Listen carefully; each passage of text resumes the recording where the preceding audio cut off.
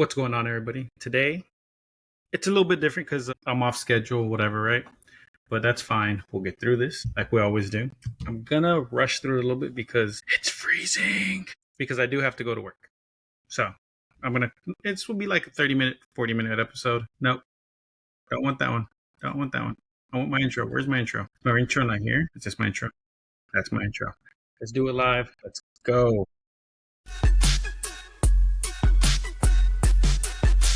I don't hear a thing. So I have a feeling either my headphones are wrong or something's wrong here. We'll worry about that later, right? Anyways, welcome to the show. It's been a while. Been busy. Not posting a lot like I normally do. It's just that I have a lot going on in my life. It's going to continue going like this because from the end of the school year all the way until July, I have just a lot going on. But that's fine.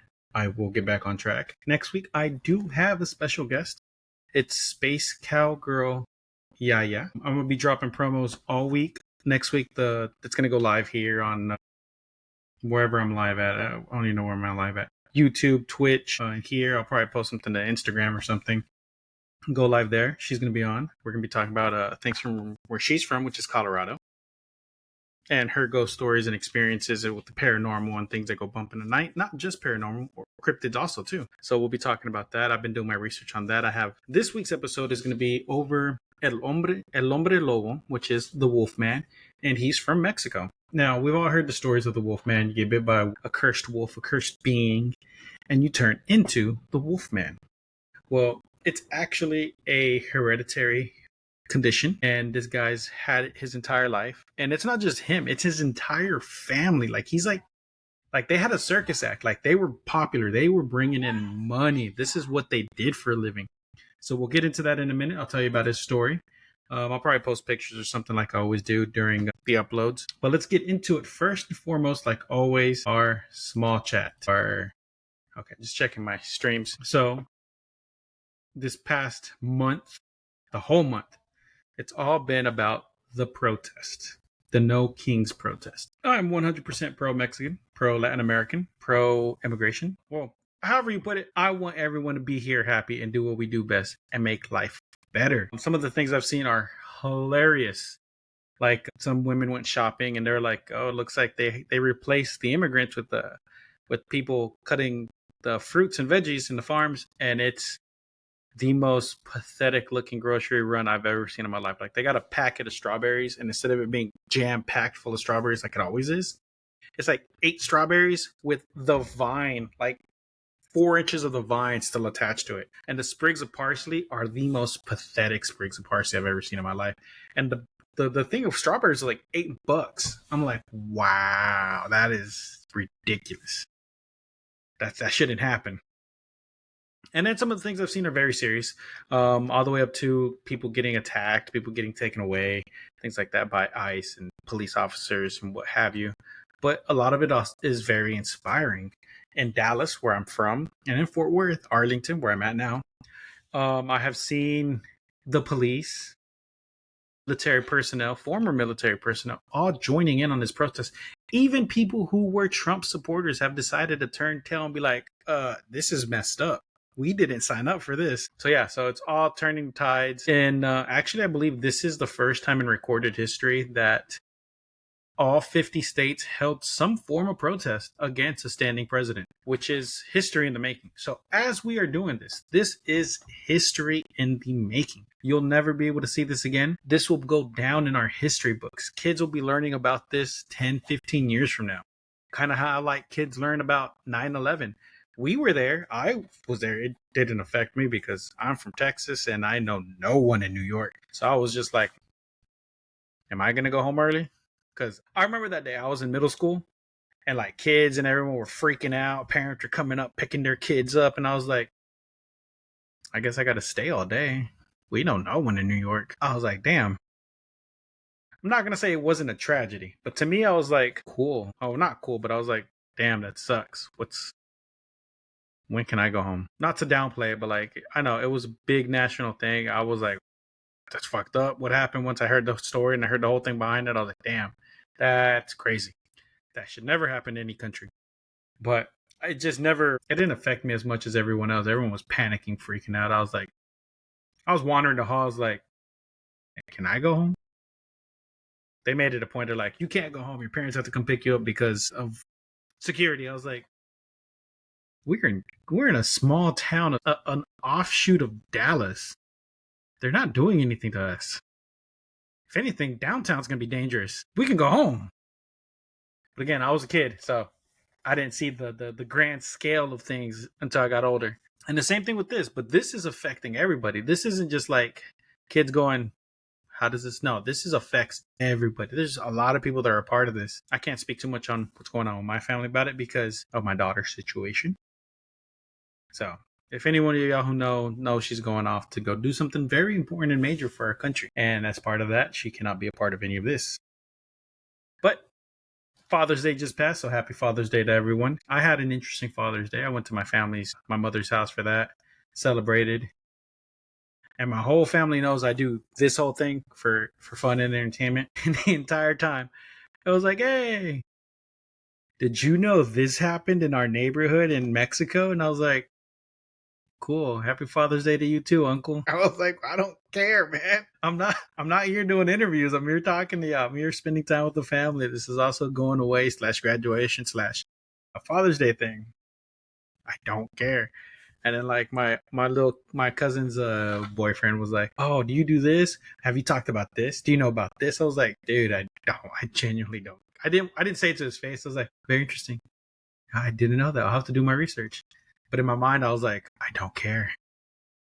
I really don't. And they did bring up some cool things that I will be doing research on. My uncle did tell me something that I hadn't heard of, so I will go into that later on in a different episode. But I just thought it was funny that they're supportive, whether I've distanced myself or not, or whether I've talked to people. And I always say I distance myself because I don't talk to anybody in my family. Not even like my mom on a daily basis, because I know some people are like, oh, I call my mother every day. It's our tradition. I'm like, they got to reach out to me. If you don't reach out to me, it will not affect me. I will not think twice about it. And that's just who I am. If my mom doesn't reach out to me, I don't talk to her. If my dad doesn't reach out to me, I don't talk to him. Like my daughter has to remind me, like my family, everyone in my family, my daughter, my son, everybody has to remind me to reach out. Because if not, I will never reach out. And it's just a bad issue that I have of myself. And I know it. I know it's just a me thing. So if you're a friend and I contact you on social media, Discord, Instagram, Facebook, wherever, right?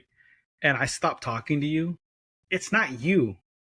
It's literally me. I am just the most nonchalant, chill person on the planet. I will completely forget that there are other people outside of my own little bubble.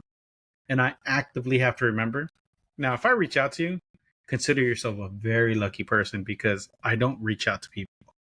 So if I reach out and send you a message, a voicemail, a voice chat, a text, or anything, consider yourself a lucky person because it is rare that I reach out to anybody without being told to reach out to somebody.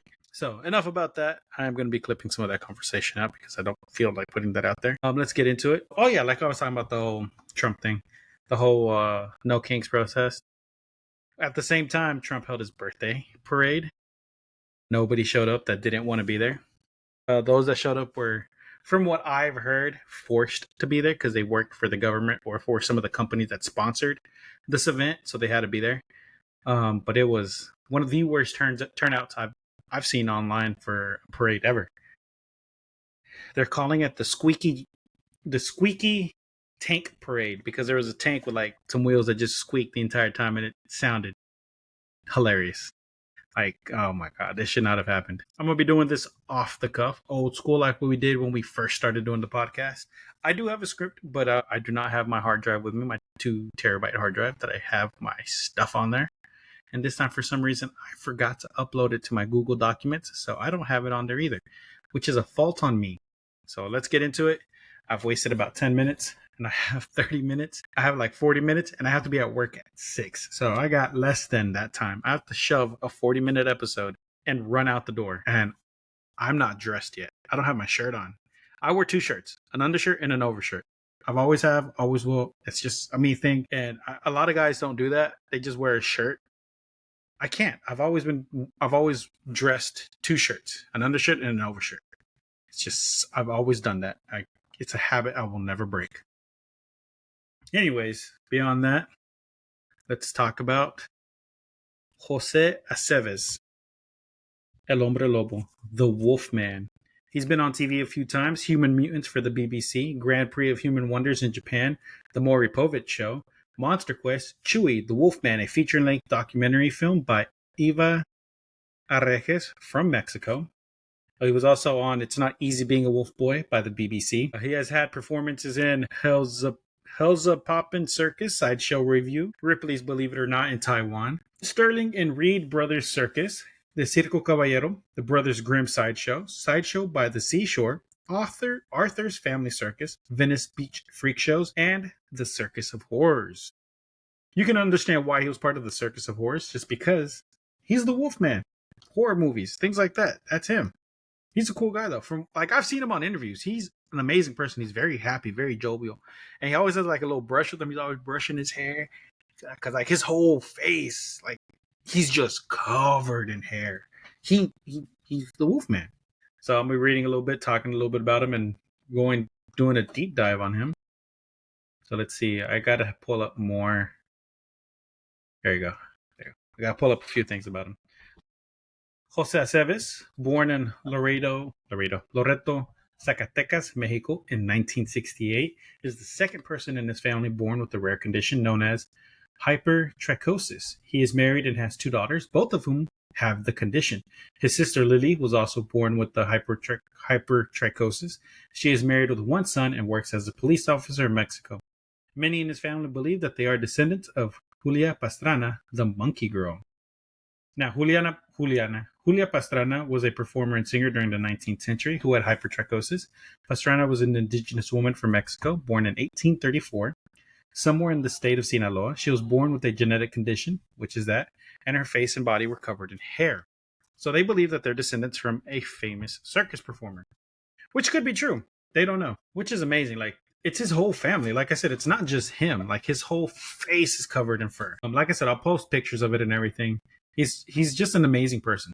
From what I've seen and from what I've heard, he's just happy. Like, nothing really gets him down. He says he did have some struggles with depression and things like that, but come on, you look different. You're always going to have that struggle. But once he learned to accept it and be who he is, he thrived. Like, that was his life. Okay, so about 30 members of his family also have hypertrichosis, making them almost certainly the hairiest family in human history. They have, like I said, they were on a film by Chewy the Wolfman by Eva Arrejes, which was debuted in 2015 is when that documentary came out. So as a child, there's a fly in here. As a child, the thick dark hair that covers his entire face quickly earned Aceves the nickname the Little Wolf, El Lobo. I'm gonna switch this over here so I'm looking directly at y'all. I'm gonna move my screens around real quick. This goes over here now. There you go. So anyways, he grew up in a small town of Loreto in northwest Mexico, where as a result of his appearance, his family was shunned by the community. Of course, he looks different. He was shunned by it. But from his family picture, he's not the only one. Like I said, his sister also had it. But from also, there's another child in there that looks like he has a form of it, but not as pronounced as he had it. Because it shows, like, you could see his face, like, right here. But then all this is hair. And then here, like, right around here is hair too. But this is clear. And that's from the picture I'm looking at. So yeah, they were shunned by the community because they probably thought they were cursed or something. You know, in Mexico, for some reason, things like that are always curses and you're possessed or whatever, right? It's nothing good. It should be accepting, but whatever. That's just how the old school traditional Mexicans are. But luckily, we have moved on from that. By the age of 12, he had started traveling from city to city to work at fairgrounds. One summer, he sold tickets for a Ferris wheel. Another year, he ran a stall where people popped balloons to win prizes. It was there that a circus owner spotted him, and that's when his career began. My life in the circus started when I was 13, is what he says. The circus owner asked if any other family members had the same condition, and by this time, Aceves had 2 younger cousins, Larry and Danny, who had also been born with hypertrichosis. The man said he'd pay us well, and he wanted all of us. He said he would house us, and there'd be money. So he said yes. He went to go talk to his cousins, and they agreed.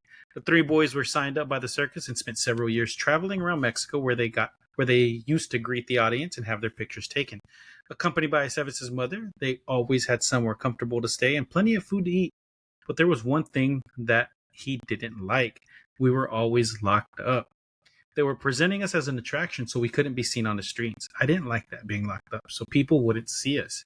So, as part of it, he's a sideshow. So they're not going to let him wander the streets and make friends and talk to people, because then where's the attraction? It's like having a pet lion and be like, hey, come over to my house, check out my pet lion. But yet that lion's out there on the streets wandering and roaming and making friends with everybody. Where's the attraction? The attraction's gone because everyone has seen it. So the circus owner was like, you can't go out, man. We got to keep you here because this is where we're going to make the money. So he tells people that God made him this way. That's how he grew into himself. He's a very religious person. As a young child, Aceves had wanted to hide away. He didn't like going outside, and at school he was bullied by other children who pulled his facial hair and called him names. But his self-esteem grew as he grew older. Now, even at the age of 41, which at the time was in 2015 when this article was written, which would 10 years ago, so he's 51 right now, 51, 52.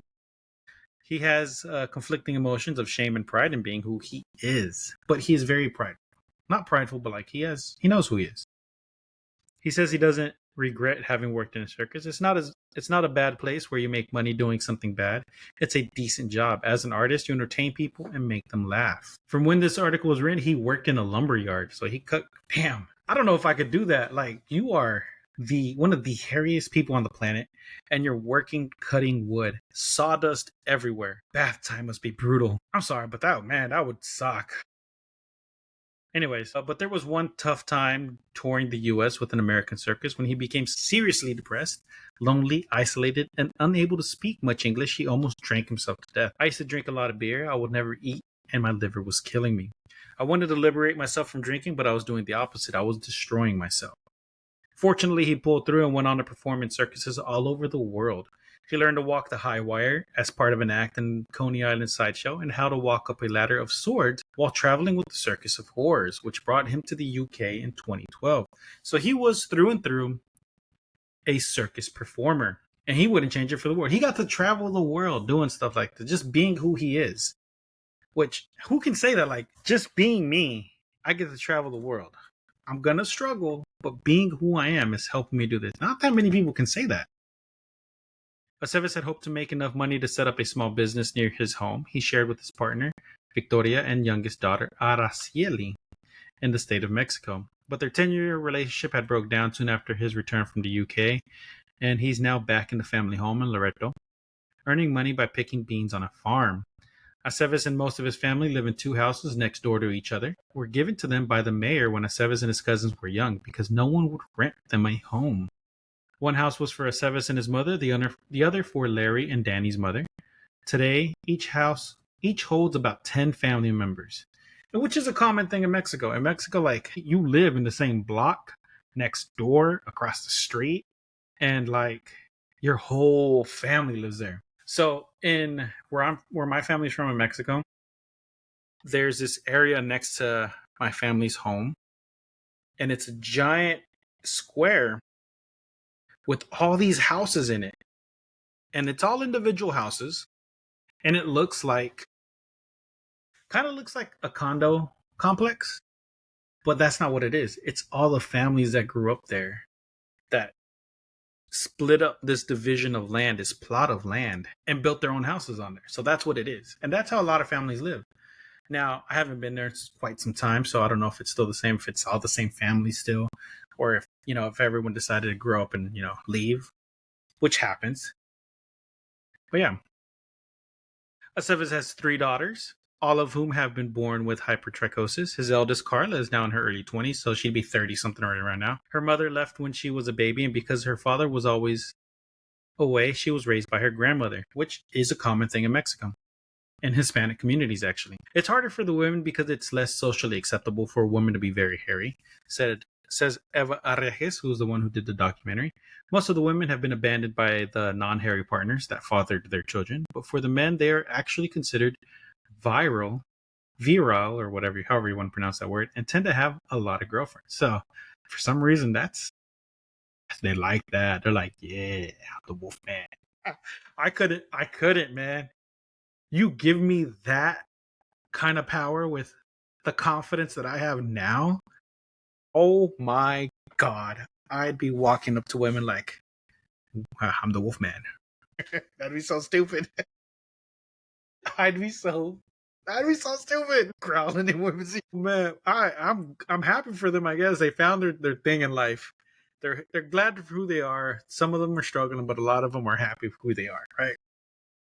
It's just funny though. To me it's funny because like I could not read that and not be like, you know what I mean? Like if I was born into this family as who I am now, the kind of person and confidence that I have now, and I go outside and there's women just waiting for me, I would howl. I would play into it so much. My God.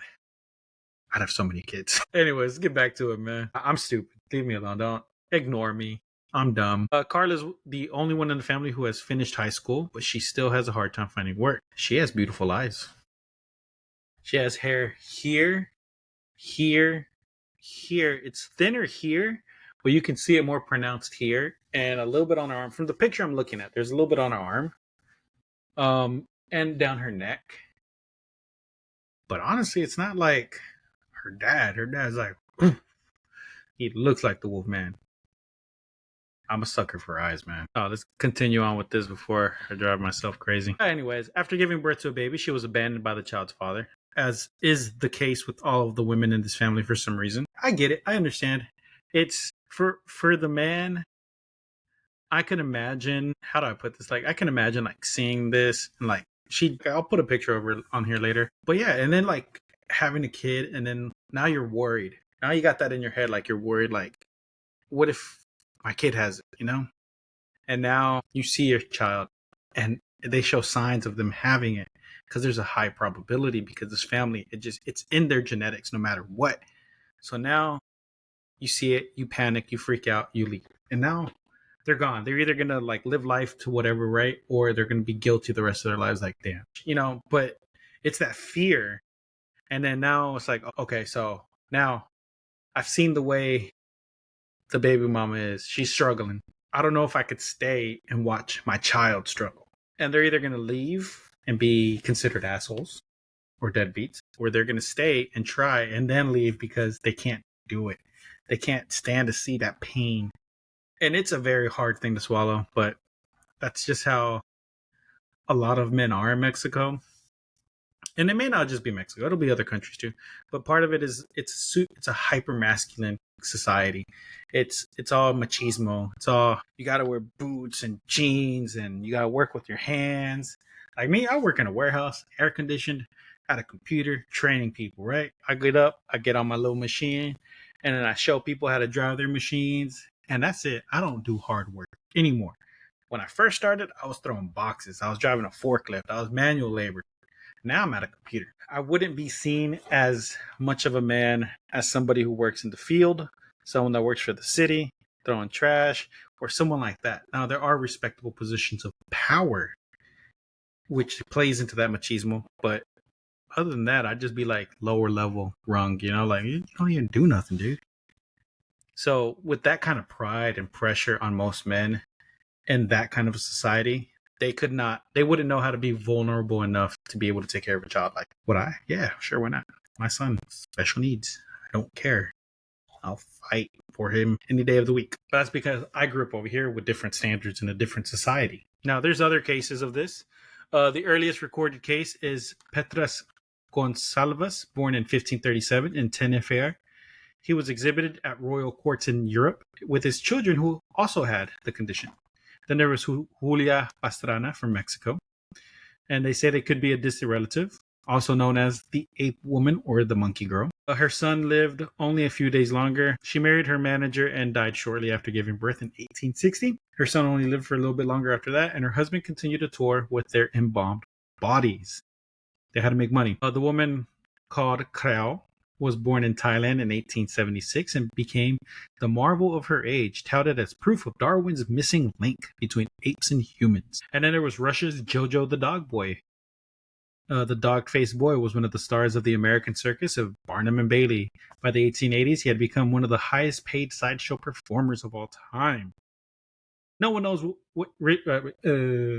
no one really no no one is really sure what causes hypertrichosis or how to cure it. What they do know is there are about 50 documented cases in human history, and and this is one of the families of this. In Aceves' family, the X chromosome appears to be the location of the mutation. This means that for men who have this mutation, all of their daughters will inherit it, but none of their sons.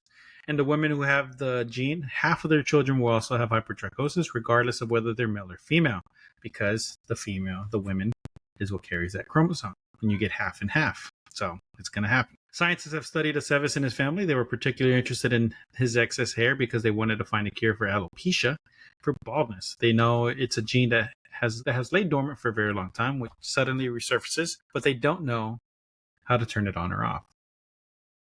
Aceves trims his hair on his face, and some of the women in his family shave their faces. The women tend to have beards and hair on their foreheads, so it's a little sparser. For the men, it's impossible to shave completely because they have hair on their nose. They can't afford electrolysis or anything high tech, so they can't get it laser removed because it's too expensive, right? While these other procedures such as laser hair removal would reduce the amount that they have, but it would not remove it completely.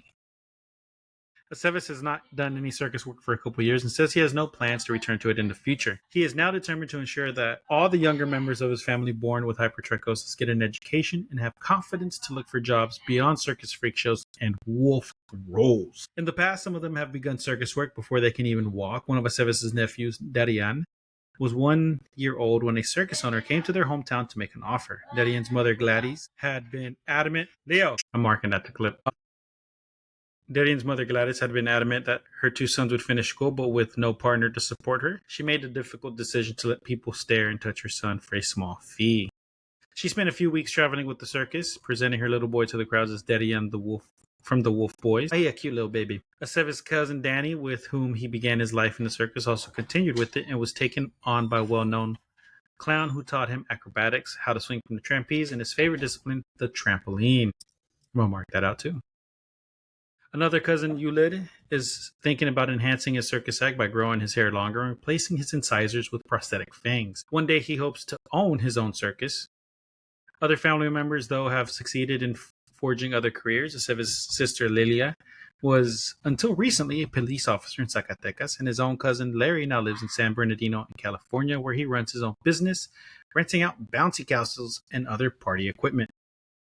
All his family, Aceves has been compared to, was a wolf. Sometimes wolf howls follow him down the street in the opening scene of Areje's film. He visits a zoo in Mexico City in order to see one of the animals up close. Both of our faces are covered in hair, and we both live trapped. Them in the zoo, and me in this body. At least the wolves treat me the same as they treat other humans, is what he has said before. That is a sad thing to say. Not sad, but that is kind of it puts everything into perspective, because he's these wolves, these noble, majestic animals, they're trapped here in this zoo to be stared at. And I'm trapped in my body for people to stare at.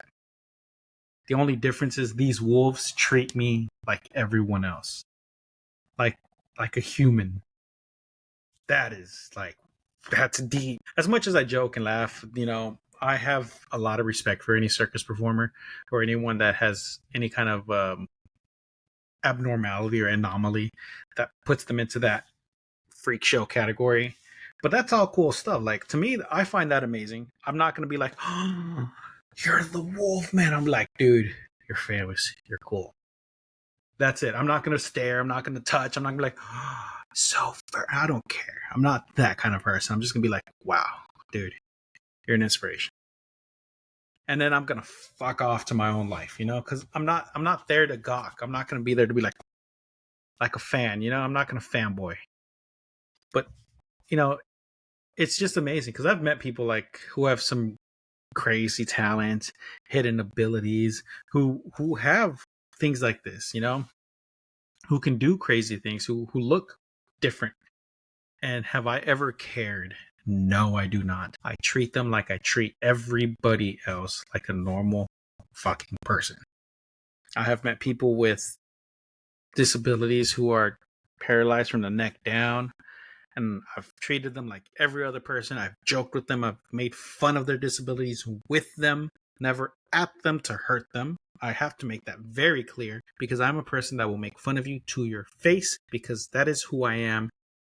And I'm not doing it to be mean to you. I'm doing it because that's who I am. And I consider you a friend. You should hear half the crap I say about my brothers. My brother went from like a real skinny twig to he's bigger than me now. And I told him yesterday in front of my mom, in front of my cousins, my stepdad, my aunts and uncles, I was like, dude, where'd your neck go? And me and my other brother, we laughed hysterically. And everyone was like, ah. And then my little brother laughed for like, you're an ass. I was like, I know. That's who I am. So if I make fun of you to your face, to you, I will make sure you laugh because I'm not doing it to be mean to you. I'm doing it because I'm your friend. So, like I said, I had a friend that was in a wheelchair, paralyzed from the neck down. He was the smartest kid I knew. He was amazing. He was awesome. I was good friends with him. I rode on the back of his wheelchair one time, his little motorized wheelchair. We had great laughs.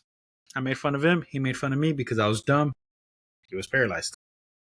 I was like, I'm just going to walk away. He'd be like, at least I got better grades. I'm like, fuck you.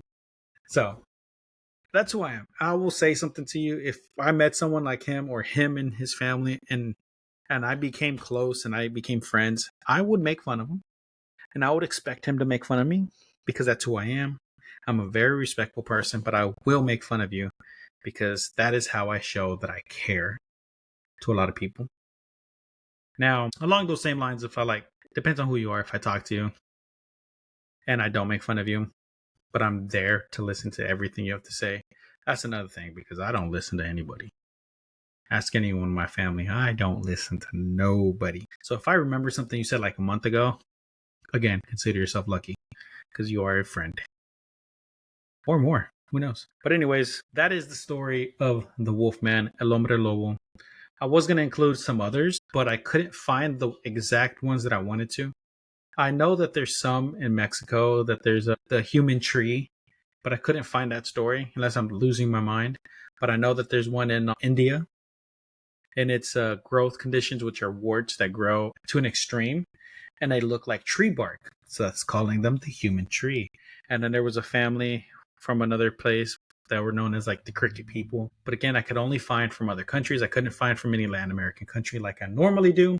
So that I was kind of upset about that. I was like, not what I'm looking for. I need to find exactly what I'm looking for. So I decided, let's do the Wolfman. The Wolfman, he's an amazing person. He has gone through a lot. And as far as I could tell, he deserves none of the hate he's ever gotten because he's a cool guy. From what I see, he's a loving family man. He's just very, this picture looks crazy. He's just a very cool guy, you know? There's a picture of him take with backlighting, so it's kind of highlighting who he is, and his face is lit from the bottom up, and he looks like a wolf. He's like, looks like he's about to bite you. But yeah, he's a cool guy. So with that, I am out. I am done. Please, you know, if y'all want to look into it, look into it. There's so many things. Just type in the Wolfman of Mexico, and his whole family will show up. That is a beetle. Anyways, I will see y'all guys later. I have to run to work because I am going to be late. Later, guys. How do I end this? Bye.